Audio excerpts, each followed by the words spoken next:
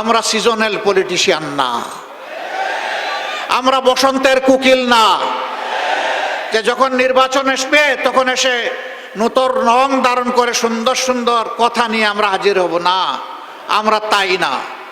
আপনারা সাক্ষী 15.5 বছর আমাদের উপরে এত জুলুম হওয়ার পরেও আমরা একদিনের জন্য জনগণকে ছেড়ে কোথাও আমরা যাইনি। এই মাটি কামড় দিয়ে আমরা ছিলাম, আল্লাহ আমাদেরকে এখানে রেখেছিলেন। দফায় দফায় জেলে গিয়েছি, ঘর বাড়ি ছাড়া হয়েছি, অফিসে ঢুকতে পারি নাই, কিন্তু বাংলাদেশে ছিলাম আলহামদুলিল্লাহ। এখনো আল্লাহ রেখেছেন।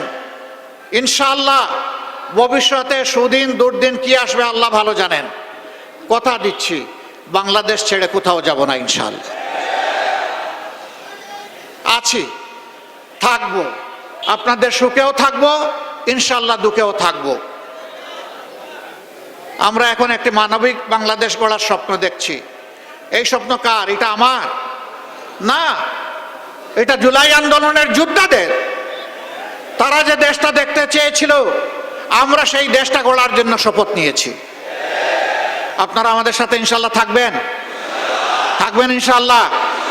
আলহামদুলিল্লাহ। তাইলে 12 তারিখের টার্নিং পয়েন্টে জাতির বাক বদলে দেওয়ার জায়গায় ঐতিহাসিক দায়িত্ব আমাদেরকে পালন করতে হবে ইনশাআল্লাহ। জুলাইয়ের যুবকেরা, তোমাদের কি শক্তি নিঃশেষ হয়ে গিয়েছে? এখনো সজাগ আছো? মুখে বল আছে? ইনশাআল্লাহ তাআলা লাজিম একটা সুষ্ঠু নির্বাচন এই জাতি আগামী 12 তারিখ আদায় করে ছাড়বে ইনশাআল্লাহ।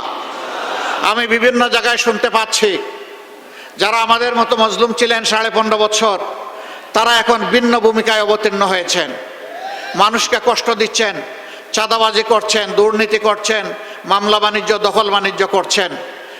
শুধু তাই না, এখন নির্বাচন সামনে রেখে সম্ভাব্য নির্বাচনী এজেন্টদেরকে ঘরে ঘরে গিয়ে নাকি তারা হুমকি দিচ্ছেন। ভুলে যান, সেদিনের কবর রচনা হয়ে গেছে। আমার ভোট আমি দিব, তোমারটাও আমি দিব, এই দিন এখন আর নাই। আপনার ভোট আপনি দিবেন, আমারটা আমি দেব ইনশাআল্লাহ। আপনার পছন্দ মতো আপনার ভোট দেন, 18 কোটি মানুষ তাদের পছন্দ মতো তাদের ভোট দেবে। এখানে আবার গায়ের শক্তি, কালো টাকা, ইঞ্জিনিয়ারিং এবং ম্যানুভারিং কিছুই মানা হবে না।